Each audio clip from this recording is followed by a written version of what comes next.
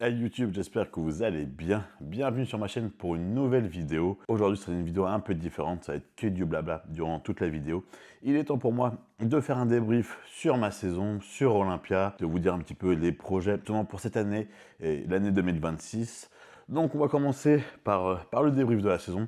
Je pense que c'est intéressant de le faire parce que du coup, j'ai fait des petits débriefs tout au long de la saison, mais à chaud. Et là maintenant, avec le recul de la saison, etc., je pense que ça peut être bien de le faire parce que les débriefs à chaud, c'est jamais le mieux, n'est pas toujours objectif. Donc voilà. Donc première compétition de la saison qui a été à Amsterdam. Donc pour moi, mon plus mauvais résultat de l'année, même si vous verrez par la suite, enfin pour ceux qui me suivent, vous savez que j'ai fait 9 Olympia, mais ça reste quand même pour moi le plus mauvais résultat de la saison, de faire 3 Amsterdam. Une compétition qui n'était pas prévue à la base, mais vu que le physique bougeait assez bien, on s'est dit avec Yacine, pourquoi pas la faire, surtout que l'année dernière, on l'avait gagné, donc on s'est dit remettre le titre en jeu et faire la doublette, ça pourrait être pas mal. Chose qui n'a pas pu se faire pour des raisons assez étranges, on va dire, surtout que les deux personnes qui m'ont battu, je reviendrai sur elles un peu plus tard dans la vidéo, mais voilà, j'ai fini troisième comme je vous disais, j'étais battu par deux personnes, mais au niveau, pour ceux qui avaient suivi,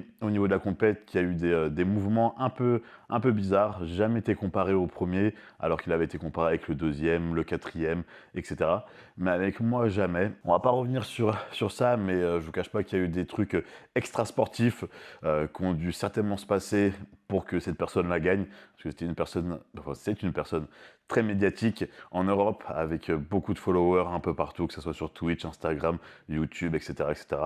Donc, ouais, donc on sait bien aussi que malheureusement dans le sport, il y a une part de politique, mais là je pense que ça a joué. C'est pour ça que après cette compétition-là, j'ai décidé de ne plus jamais concourir en Europe, à part chose exceptionnelle, ou peut-être Prague ou Roumanie, mais sinon, tout ce qui est Italie, Espagne, Portugal, etc., c'est une certitude que je n'y serai plus jamais. Vous ne me verrez plus là-bas.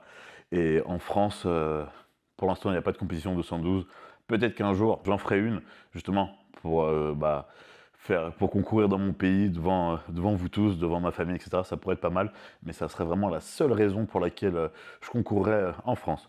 Après, du coup, on a commencé notre virée aux États-Unis. Donc là, on a commencé à attaquer des gros shows, des shows renommés. Donc avec un vrai niveau, un vrai line-up, parce que je vous cache pas que au Portugal, n'importe quoi, à Amsterdam, le line-up n'était pas foufou. Donc bon, c'est pour ça que j'y allais vraiment assez confiant à cette compétition-là. Et du coup, eh ben, je me suis mangé une vieille troisième place. Enfin bref, revenons à nos moutons. Les États-Unis, du coup, on a commencé par le Tempa Pro. Ça, c'est vraiment une compétition qui me faisait rêver. Pour moi, il y a 4-5 compétitions que je veux avoir gagnées avant la fin de ma carrière. Donc les plus grosses, donc le New York Pro, Toronto Pro, Texas Pro, Tempa Pro, Chicago Pro. Peut-être l'Arnold, si un jour il remettait 212, ça serait génial. Tu vois, je crois que j'ai fait le tour des grosses compétitions. Peut-être qu'il y en a peut-être une qui m'échappe. Mais sinon voilà, celle-là, c'est vraiment les compétitions que je souhaite accrocher à mon palmarès avant de me retirer. Et comme ça, franchement, je serais content et fier de me dire que j'ai gagné les plus gros shows qui existent dans le monde du culturisme, et notamment dans ma catégorie, parce qu'après, il y a le Pittsburgh Pro, mais par exemple, il n'y a pas 212, etc. Donc le Tempa Pro, franchement, super organisation, super hôtel, tout était vraiment très bien. De toute façon, les shows organisés par Tim Gardner sont vraiment top. Moi, c'était la première fois que j'en faisais un, mais j'avais eu beaucoup de bons échos de la part d'autres athlètes qui avaient fait, par exemple, la Roumanie ou même le Tempa et Texas Pro. Ils m'ont tous dit, tu verras, c'est vraiment top. Tout est carré. C'est pas parce qu'on sait qu'on a l'habitude des shows en Europe où les meetings pro commence trois quarts d'heure en retard, dure 2 heures pour rien du tout. Les passages, au lieu de passer à 19 h, on passe à 20 h 30. Donc ouais, non, franchement, l'organisation en Europe, après pas partout, heureusement, c'est pas à la minute, loin de là. Donc du coup, le Tempa Pro, gros line-up, il y a eu des gros compétiteurs, des mecs avec qui j'étais jamais monté sur scène pour la plupart, je crois, non? aucun. Du coup, c'était un peu l'inconnu, mais du coup, j'ai fini deuxième. Deuxième, c'était vraiment un beau show. J'avais une bonne condition, pas la meilleure de l'année par rapport à ce que j'ai pu apporter par la suite, mais vraiment un beau physique. J'étais vraiment très content de cette compétition. Lucas a gagné, donc sur le coup, je me rappelle que je l'avais un peu mauvaise. Je me disais non, c'est pas mérité.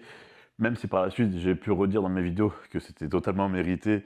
Et là, maintenant, après avoir fini la saison et l'ayant vu faire 3 à Olympia, non, il mérite largement ses doubles victoires parce qu'il m'a rebotté le train, du coup, une semaine après au Texas Pro. Mais ouais, non, franchement, le Tempa Pro, belle compétition, gros line-up, très content de justement de partager la scène avec des compétiteurs de ce niveau-là et de savoir aussi justement que je les accrochais enfin que je l'accrochais lui sur quelques pauses. Donc c'est de bon augure pour la suite. Donc voilà, donc une deuxième place qui avait vraiment le goût de victoire, on va dire, même si bien sûr ça reste une deuxième place, donc j'ai dû continuer à cravacher pour obtenir ma qualification à Olympia. Mais en tout cas, c'était une belle deuxième place. J'étais très content du taf qu'on avait fait avec Yacine, de ma prestation sur scène, etc. Du coup, comme je vous disais, une semaine plus tard, on est parti du coup à Dallas pour faire le Texas Pro. Donc là, même organisateur, un show très bien organisé, le meeting pro c'était rapide, les conditions en backstage c'était cool. Enfin, quand je dis cool, c'est qu'on avait de la place. On avait de la place, on avait des miroirs, parce que ça reste, qu'on soit pro ou amateur, on est tous allongés par terre en backstage, c'est pas le grand luxe. Mais du coup, tout était carré, il y avait franchement aucun truc à redire sur l'organisation, donc ça c'était cool. Là par rapport au line-up, bah, c'était 90% des gars qui étaient là au Tempa Pro. Lucas ne devait pas le faire au début, du coup je me suis dit normalement, sauf surprise exceptionnelle, ça devrait être pour moi. Et la surprise exceptionnelle, c'était que lui s'était inscrit à la dernière minute, donc il était encore là. Donc je crois que le classement, c'était exactement le même que la semaine d'avant, du coup logique, au Tempa Pro. Donc Lucas qui gagne encore devant moi. Et troisième, je crois que c'était Cam George, ou le Colombien, je ne me rappelle plus de Fouquenet. Bref, mais c'était à peu près le même top 4. Et voilà, donc encore une belle bataille. J'étais mieux à Dallas qu'à Tempa. Meilleures conditions, plus dur, plus plein, mais ça n'a toujours pas suffi pour justement battre Lucas. Donc jamais 203, semaine d'après, on a continué le périple. De toute façon, pour tous ceux qui veulent voir et qui n'ont pas vu, tout est documenté sur ma chaîne YouTube, que ce soit les 3 compétitions, les voyages, les entraînements, enfin tout. Vous avez vraiment toute ma saison complète d'Amsterdam jusqu'à Olympia. Donc pour ceux qui ne l'ont pas vu, je vous invite à aller regarder. Franchement, c'était pas mal. Et puis dites-moi justement ce que vous en pensez en commentaire. Donc dernière compétition de l'année, là c'était vraiment le kit to double. C'était celle-là, en plus c'était la dernière justement qualificative pour Olympia de cette année à Atlanta. Je vous cache pas que je commençais à être rincé physiquement, mentalement. Ça a commencé à faire vraiment longtemps que j'étais en prépa, et de faire des back-to-back comme ça sur 3 semaines, je vous cache pas que c'est fatigant pour le corps, d'enchaîner 3 compétitions à la suite, les peak week, machin, truc, c'était pas facile, surtout qu'en plus j'étais tout seul, donc je devais tout gérer. Donc ce qui est bien, c'est que justement en compétition, c'est d'avoir quelqu'un pour déléguer un peu et ne pas penser, juste suivre, que ce soit pour la logistique, l'avion, machin, et même après sur place. Mais là, du coup, vu que j'étais seul, j'ai dû gérer tout de A à Z. Bon, après, c'est pas la mort, hein, attention, loin de là. Mais c'est vrai que c'est toujours bien d'être avec des personnes ou juste avec une seule personne pour déléguer un peu de temps en temps sur certains points et justement pouvoir se concentrer plus sur soi. Du coup, Atlanta, c'était un show qui était assez cool. Line-up très similaire à ce qu'on avait pu voir justement à Tempa et au Texas Pro. Vu que les compétitions s'enchaînaient à une semaine d'écart, bah, les gars se sont dit bah, on va continuer à tirer. Donc là, moi, je savais que Lucas n'y allait pas, donc j'avais le champ libre pour la qualif cette fois. Après, bien sûr, on ne sait jamais, il peut toujours sortir un gars qu'on n'a pas vu, qu'on s'attendait pas et nous passer sous le nez. Mais du coup, ça n'a pas été le cas. Là, j'étais sorti encore avec un physique encore un peu mieux qu'à Dallas, pardon, un peu plus plein encore, plus dur, donc c'était cool, toujours une bonne prestation. Franchement, j'ai pris un plaisir monstre cette année sur scène. En plus, plus vous montez sur scène, plus vous engrangez de la confiance, plus c'est naturel, plus vous gérez votre routine, votre présentation, etc. Donc c'était cool, ça m'a fait bosser. Et après, ça a payé du coup. Cette fois-ci, je suis arrivé premier. Enfin, après quand même 4 compétitions, une 3e place, 2 deuxièmes places. Il était temps que ça paie. Donc de toute façon, j'avais pas le choix. C'était celle-là ou rien du tout. Et je pouvais pas finir l'année sans me qualifier pour Olympia. J'avais trop travaillé cette année et durant leur saison pour ne pas monter sur cette scène. Et du coup, c'était chose faite. Donc après, dernièrement, vous avez pu voir justement tout mon périple jour après jour à Las Vegas. Donc franchement, c'était pour moi le meilleur voyage à Las Vegas. C'était mon 3e Olympia pour ceux qui ne le savaient pas, mais sans aucun doute mon meilleur. Pas forcément par rapport aux résultats, même si bien sûr le résultat a contribué à ce que ça soit mon meilleur Olympia, mais même au niveau de la logistique, de la maison où on était, de la voiture, de la proximité de la salle, enfin tout, des personnes avec qui j'étais, enfin c'était un ensemble qui faisait que j'étais vraiment dans les meilleures dispositions pour performer. Et c'est ce qui s'est passé du coup. Top 9 à Olympia cette année. Donc franchement, très très content de ce résultat, même si j'espérais faire un top 7. Bon après, 9-7, en vrai, il n'y a pas grand chose qui nous sépare, surtout que dans le classement, il y a un juge il y a un juge qui a voté en plus pour Victor en 8e et moi en 9e. Donc en fait, il y avait 5 juges, 3 qui étaient pour lui, pour la 8e place, 2 pour la 9e, et moi inversement, 2 pour la 8e et 3 pour la 9e. Donc c'est pour ça que j'ai fini 9e. Mais après, en termes de physique, quand je continue à regarder justement les vidéos qui ressortent même à l'heure actuelle, je pense vraiment que j'avais ce qu'il fallait pour passer devant Victor et devant Francisco Barrios, qu'on fait 8 et 9. Mais après, les gars, il y en a un qui a fait 5 l'année dernière et l'autre 6. Après, est-ce qu'il n'y a pas un petit peu de politique justement pour pas trop les déclasser, etc. On ne sait pas. Mais en tout cas, je sais que sur 2 autres shows, si je les avais re-rencontrés, le classement aurait été différent, je pense. Mais bon, en tout cas, très content de cette 9e place. On rentre justement dans le top 10. C'était vraiment l'objectif de monter sur la vraie scène d'Olympia. Même si ils ont été un peu bâtards avec nous. On a attendu 3 heures en backstage pour au final monter même pas 5 minutes sur scène. Ça, du coup, c'était moche de leur part, réellement. Ils auraient pu au moins nous laisser faire notre routine individuelle ou quelque chose, pas nous faire poireauter 3 heures pour nous faire monter sur scène. Une comparaison bidon qui ne servent à rien parce que bien sûr le classement était déjà fait. Les finales ne sont pas jugées pour les 212 ni les classiques, ils sont juste jugés pour les Open. Donc en fait c'était juste pour la forme qu'on est monté sur scène. Et franchement ouais, c'était moche de leur part de nous faire attendre autant de temps pour du coup nous faire remonter que 3 minutes. Mais bon c'est le jeu, la prochaine fois il faudra être dans le top 5 pour faire sa routine individuelle. Et du coup ça sera l'objectif. Donc ouais franchement... très content de ma saison, très content du travail qu'on a fait avec Yacine tout au long de la saison. Grosse amélioration du physique, de la condition, même si la condition ça a toujours été un de mes points forts, mais je pense que cette année on a atteint, en plus de compétition en compétition, on a atteint un niveau vraiment très très chaud. Je pense qu'il n'y a pas beaucoup de mecs qui peuvent venir me chercher sur la condition, que ce soit toutes catégories confondues. Donc ça c'est cool.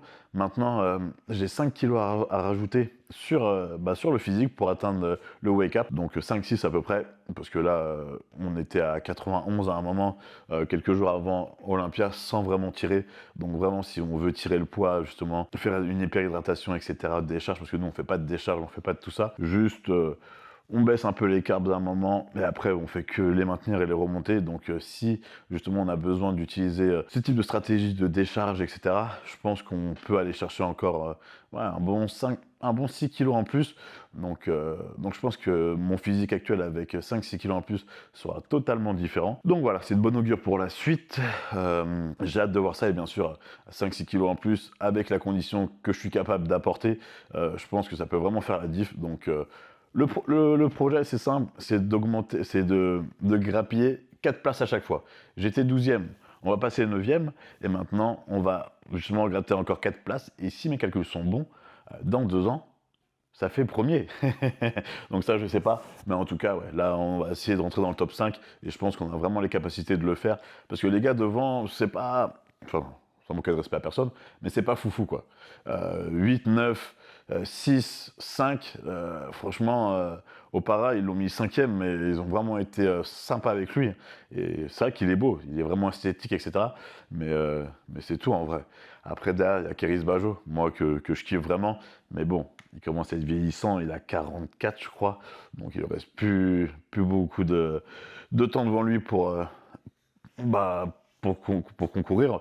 Et après, Francisco et Victor, je pense que c'est largement faisable. Après, il y aura Calderon qui va revenir, qui s'était blessé au bras ou au pec, je sais plus. Mais du coup, il va faire son retour l'année prochaine.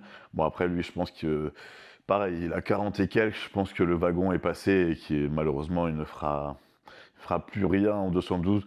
D'ailleurs, Francisco Barros l'a battu au New York Pro en début d'année. Déjà, ça avait fait un gros coup, un bon coup de tonnerre. Et après, il avait aussi perdu au Dubai Pro face à Nihat. Donc voilà. Donc je pense que l'année prochaine, le top 5 est largement envisageable. Voilà par rapport au débrief. Ah oui, il y a autre chose. Dans l'une de mes vidéos, quand j'étais avec Alex, on avait fait des pronostics sur Olympia. Du coup, je les ai là, j'ai tout renoté justement par rapport à ce qu'il avait dit, ce que j'avais dit, et le classement final. Bon, on a été aussi mauvais l'un que l'autre. Lui un peu plus que moi quand même, mais on n'a pas eu beaucoup de, de bonnes réponses. On va commencer par les classiques. Alors, Alex avait dit Mike en premier, Terence en 2, Logan en 3, Ramon en 4 et Josema en 5. Moi, j'avais dit Terence 1, Mike 2, Ramon 3, Josema 4 et Logan en 5. Du coup, personne n'avait le vainqueur, parce que le vainqueur, ça a été Ramon Dino. Le 2, je l'avais, j'avais dit Mike. Du coup, 3 personnes l'avaient, et j'avais le 4. Du coup, lui, en fait, il a rien. Voilà. Il a un 0 pointé sur classique. Et moi, du coup, j'en ai 2. J'ai le 2 et le 4. J'avais Josema également en 4. Donc voilà. Donc là, victoire pour moi. Alex. Et en plus, t'étais vraiment sûr de toi. Attends qu'on arrive en open, mon gars. J'espère que tu regardes la vidéo. Parce que t'as été un flop total. Avec ton Nick Walker que tu voyais tout là-haut. Et qui a été bidon. Mais bref, 212. Du coup, là, c'était un petit peu mieux parce qu'il y avait un peu moins de possibilités sur le vainqueur. Au moins, on a tous le vainqueur, c'était Keon. Le deuxième, on avait mis Victor parce qu'il avait vraiment fait une belle saison. Enfin, ce qu'on voyait sur Instagram, en plus l'année dernière, il avait fait 5e, et après sur Instagram, il était monstrueux. Donc on pensait vraiment qu'il allait faire quelque chose de bien. Mais comme quoi, Instagram et la réalité, ça reste vraiment deux choses différentes. Vu qu'il a fini 8e, il a fait 5e à 8e. Donc c'était vraiment une déperformance, je sais pas si ça se dit d'ailleurs.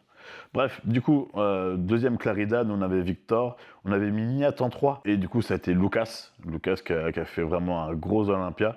On avait mis, en fait on avait le même classement quasiment. On avait Clarida en 4, et Lukeris en 5, et moi Lucas en 5. Et du coup ça a été Keon, Clarida, Lucas, Nihat et Opara. En vrai, on a juste Keon qui est bien placé, l'un comme l'autre. On a été vraiment très très mauvais sur la catégorie 212. Après, c'est vrai que c'était quand même assez difficile parce que Lucas c'était son premier Olympia, Nihat c'était également son premier Olympia, donc on savait pas trop. Et Clarida, l'année dernière, avait floppé total et avait changé de préparateur entre-temps. Il n'avait rien montré de toute la prépa, donc on savait pas vraiment où est-ce qu'il allait.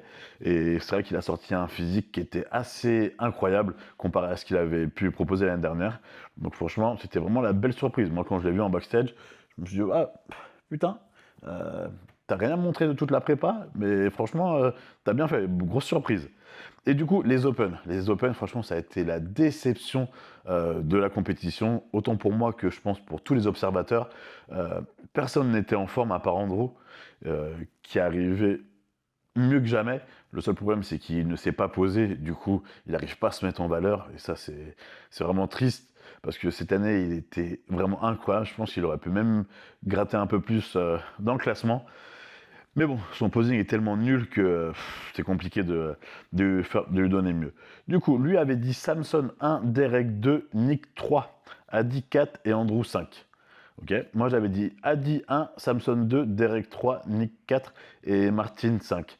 Après, c'est vrai que Samson, personne n'aurait pensé qu'il allait arriver aussi vide en fait. Parce que c'est vraiment ça, ils ont tiré la diète à mort, il était sec, mais encore, il était vraiment très plat. Et du coup, il est passé de la première à la 4e place. Franchement, ça a dû lui faire un coup à moral, ça. De passer de Monsieur O à ce 4e Olympia. En plus, là, il y a eu Prague ce week-end. Et se faire battre par le 5e Olympia, ah, franchement, le gars, il doit pas être serein. Après, en même temps, vous me direz, il a qu'à prendre un vrai préparateur et arrêter de se faire préparer par sa femme. Du coup, en 1, on a eu le vrai classement Derek, Adi en 2, Andrew en 3, Samson en 4 et Martin en 5. Du coup, qu'est-ce qu'on a eu de bon? Le premier, non, parce que moi j'avais dit Adi. Le 2, on l'a pas non plus. Le 3, on l'a pas. Bah, il y a que j'ai eu 1 point. Du coup, j'ai juste Martin en 5. Donc, on a été vraiment quand même assez mauvais avec Alex sur les pronos d'Olympia cette année. Mais bon, si on doit faire une conclusion, j'ai été meilleur que lui. Parce que lui, il a vraiment 0 point. Ah non, il a 1 point, il a KO. 0 point. Et moi, j'en ai 1, 2, 3 et 4. Bon, ça va. On essaiera de s'améliorer pour l'année prochaine. Mais ça serait bien que les gars aussi, ils arrivent à leur niveau. Parce que là, en Open, franchement, personne n'arrivait bien. À part, comme je vous dis, Andrew, qui était vraiment arrivé très très bien, et Martin. Et franchement, Martin, je sais pas pourquoi il finit derrière Nick, parce que Nick il était vraiment moche, immonde, il n'y a rien qui allait. D'ailleurs, oui, je mange un Twix, tout à fait. D'ailleurs, je crois qu'ils sont séparés avec son préparateur qui avait fait une vidéo en communiquant, en disant qu'il en prenait l'entière responsabilité, que c'était la première fois qu'il préparait un gars pour Olympia, patati patata. Ouais, mais bon, mec, si tu sais que t'as pas les épaules pour préparer un athlète de ce niveau-là, bah, le fais pas en fait, parce que du coup, toi, tu vas passer pour un con, et lui, en plus, bah, ça va lui faire un résultat de merde, et potentiellement, ton nom, il va tourner partout, et enfin, ça va être compliqué pour toi. Ah, qu'est-ce que c'est bon les twists. Ah, bah. Les amis, du coup, qu'est-ce qu'il y a Rio débrief de la saison finie. J'ai juste un truc à vous montrer. J'ai reçu mon colis de Tsunami. Du coup, on va faire le petit unboxing ensemble. Du coup, dans mon petit colis Tsunami, qu'est-ce que j'ai reçu? Alors ça, c'est un t-shirt de la gamme Joker. Vous avez également des débardeurs, des leggings pour femmes. Je crois qu'il y a un sweat, mais je suis pas sûr. Et vous avez le t-shirt. Donc en plus, en ce moment, ils sont en promotion. Donc n'hésitez pas à aller jeter un petit coup d'œil. Après, bon, crème de riz neutre. 1, 2, 3 et 4. Je vais commencer leur saison d'ici une grosse vingtaine de jours, grosso modo. Donc, on va commencer à manger. Du coup, il me faut un peu de stock. Après, ici, nouveau checker. Celui-là, il est vraiment beau gosse, je trouve. En plus, avec compartiment pour mettre ou vos gélules ou votre ISO en post, pré-training, peu importe. Ah, faut que je vous raconte. Maintenant qu'on est devenu intime, vous et moi, après 38 vidéos depuis ma reprise sur YouTube, mon dernier checker a eu une fin de vie assez spéciale. J'étais dans les backstage, non, j'étais dans le TAN à Olympia et j'avais une envie de faire pipi qui était incroyable. Du coup, je commençais à chercher des toilettes dans la zone, pas de toilettes. Seul remède, c'était mon checker. Du coup, j'ai rempli mon checker et il a fini dans une poubelle dans l'hôtel à Vegas. Voilà. Mais grâce à lui, j'ai pu éviter une catastrophe parce que je ne sais pas comment j'allais faire. Je me retenais depuis X temps et franchement, la seule solution, c'était mon checker. Donc voilà, paix à son âme. Revenons à nos moutons. Qu'est-ce qu'on a de beau Créatine pure, labellisé Créapure. Donc du coup, label Créapure qui est très important, qui vous garantit justement la qualité de la matière première utilisée. Donc je vous le dis souvent, si vous pouvez justement prendre des compléments ou même peu importe ce que c'est, qui est labellisé, ça sera toujours mieux que sans label. Au moins comme ça, vous êtes sûr de la matière première utilisée. Les greens, goût mojito, bien sûr, mojito au réveil. C'est pas fou, mais c'est toujours mieux que prendre neutre et de manger, enfin, et de boire de l'herbe. Il y a pas mal d'entre vous qui savez ce que c'est. Moi, je suis sur le goût neutre là.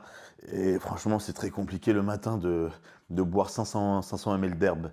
C'est bon, les véganes, on comprend on vous comprend du coup, mais on valide pas du tout. Enfin, pour ma part, je ne valide pas du tout. Attention, je veux pas de problème ni avec les véganes, ni avec les végétaliens, ni avec toutes ces personnes-là. Mangez de l'herbe, si ça vous fait plaisir, des feuilles, on n'a aucun problème avec vous. Donc. Alors, on a 3 types de magnésium bisglycinate. Il y a 2 nouveautés. Je vais vous présenter déjà. Bon, le premier, vous le connaissez, magnésium bisglycinate, saveur citron, à prendre matin et soir. Enfin, moi, c'est ce que je fais. Du coup, pour le soir, ils ont sorti une formule notée avec de la mélatonine et des compléments justement pour un meilleur sommeil.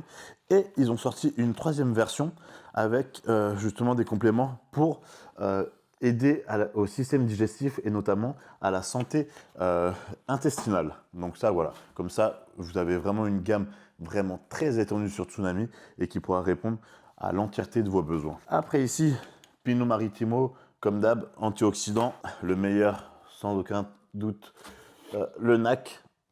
En vrai, je fais ça, mais je ne sais jamais si vous voyez ou si vous ne voyez pas.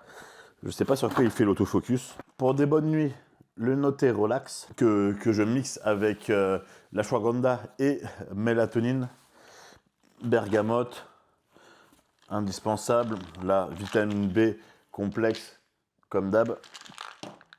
Ah bah voilà, mélatonine pour essayer de passer des bonnes nuits, parce que mon sommeil était vraiment chaotique en prépa. Là, j'ai téléchargé une application, mais je pense qu'elle m'enfume un peu. Il y a des fois où j'ai 1 heure de sommeil profond. Cette nuit, j'ai eu l'impression de bien dormir et j'ai eu 18 minutes de sommeil profond.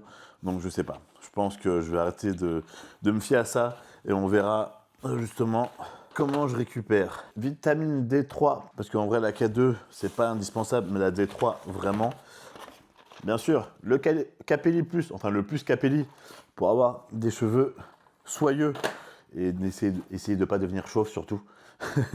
Mais je pense que réellement, ça marche pas mal, hein, parce que je perdais pas mal mes cheveux et depuis que je l'ai pris, après, bon, j'étais en prépa, les compléments plus n'aident pas non plus au maintien des cheveux. Donc là, on va voir si justement c'est l'arrêt des produits ou si c'est le Capelli Plus qui fait son effet. Après, je pense que c'est comme tout, c'est un mix de tout qui fait que ça fonctionne. Ici, j'ai pris du Tarasasco, ouais. Du coup, en fait, c'est du dandelion, simplement, donc du pissenlit, donc du rétique naturel, ce que je prends assez régulièrement le soir, justement, pour évacuer, justement, les toxines et puis l'eau que je fais lors de la journée. Et ici, pour finir, du coup, le GLP-1.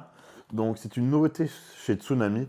Donc en fait tout simplement ça va être un allié pour vous pour la perte de poids parce qu'en fait ça vous permet de réguler votre appétit et justement de vous donner une illusion de satiété. Donc en fait ça vous fait moins manger et moins avoir faim. Donc justement pour une perte de poids ça peut être un bon allié pour vous. Voilà. Qu'est-ce que j'ai d'autre? Ah si, j'ai un autre truc. Aujourd'hui, c'est journée unboxing, les gars. En veux-tu, en voilà. Bien sûr, vous savez, vous avez 15% de réduction sur l'ensemble du site avec le code MARCO15.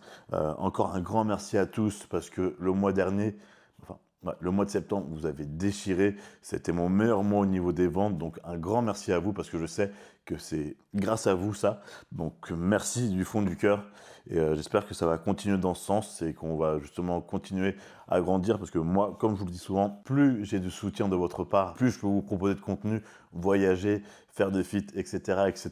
Donc, un grand merci à tous. Dernier petit colis de mon autre sponsor. Vous savez, les crèmes de CBD, etc. m'a envoyé un petit colis parce qu'a priori il y a des nouveautés. Du coup c'est aussi là-dessus que j'ai mes strips nasales, mes bandes nasales que j'utilise pour dormir. Après vous pouvez également les utiliser pour vous entraîner, etc. Mais moi j'en ai vraiment besoin pour dormir parce que j'ai la cloison nasale déviée. Du coup je mets ça et vu que je fais de l'apnée du sommeil, il y a rien qui va. Rien. Le mec, il a le nez tordu, il fait de l'apnée, il ronfle comme un porc. Une catastrophe. Du coup, pour pallier à ça, je suis appareillé et avoir le masque sur le nez, bah, vous avez une sensation d'étouffement quand même. Donc en plus, en ce moment, je suis enrhumé. Donc ça, c'est vraiment mon allié numéro 1. Ça me permet vraiment de bien respirer avec le masque. Franchement, c'est nickel. Et là, du coup, ils ont sorti une nouvelle gamme sport. Apparemment qui est un peu plus rigide, donc qui vous écarte encore plus le nez. Et il me semble que le design a également changé. Ok, donc là vous voyez le design il a changé. Là vous avez Kong en gros, alors que sur les autres vous avez juste 2 petits Kong sur les côtés. Donc voilà, donc ça c'est aussi une nouveauté sur le site que vous pouvez retrouver dans la description. Et du coup sur ce site là vous avez 10% avec le code. Ça va? Tu veux une bonne nasale? Tu t'étouffes pas? On est bon? Ok. Du coup, je disais, vous avez 10% de réduction sur le site avec le code Marco15. Et c'est là-dessus que j'utilise, que je prends justement les crèmes que je mets sur mes genoux. Et franchement, la crème chauffante, elle me sauve la vie. Maintenant, je la mets à chaque fois sur mon genou gauche. Maintenant qu'il est guéri, je suis en panique totale. Je me dis, ouais, mais si je la mets pas, ça se trouve, je vais me faire mal, etc. Donc là, dès que je commence du coup à m'entraîner, avant l'échauffement, je mets ma crème de CBD chauffante. Et après l'entraînement, j'en ai une justement avec... ah, j'ai pas retrouvé le nom. Bref, avec un composant qui vous fait un effet froid. Et franchement, pour la récupération, c'est vraiment, vraiment agréable. Donc voilà, donc vous pouvez retrouver et les bandes nasales sport et les classiques, plus les bandes, enfin n'importe quoi, plus les crèmes CBD sur le site. Vous avez tout dans la description. Et bien sûr, comme je vous disais, vous avez 10% sur l'ensemble du site. Bah voilà, j'ai fini de faire mon commercial, les amis. En tout cas, merci à tous encore pour le soutien que vous m'apportez au quotidien, que ce soit ici ou sur Instagram. Merci beaucoup, ça fait vraiment plaisir. Et du coup, ça booste à continuer justement ce que je fais. Parce que là, c'est vrai que de tourner tous les jours, à revenir chez moi avec ma routine, etc., bah, j'ai un peu la flemme, mais après je me dis, je reçois tellement de messages en me disant ouais, on s'était habitué, reviens, etc. Donc franchement, ça me force et ça me motive justement à continuer à vous faire des vidéos le plus souvent possible. Donc voilà, encore un grand merci à tous. N'oubliez pas que vous avez 15% de réduction sur Tsunami Nutrition et 10% sur SR Kong. Donc voilà, vous avez les codes promo par-ci, je ne sais pas où il les mettra Pierrot, mais il les mettra quelque part. En tout cas, encore un grand merci à tous. Dernière chose, les amis, pour ceux qui ne sont pas abonnés, parce que vous êtes encore plus de 40% des personnes à regarder mes vidéos qui ne sont pas abonnés, pensez à vous abonner. Ça vous prend 30 secondes, même pas. C'est un petit clic sur abonnement. Bien sûr, activez la cloche pour avoir une notif quand je poste une nouvelle vidéo. Un petit like pour monter l'algorithme, commentaire, vous connaissez le pipeau. Donc voilà, encore merci à tous. Passez une excellente journée, appétit, bon training, cardio. Et je vous dis à très bientôt pour la suite des aventures.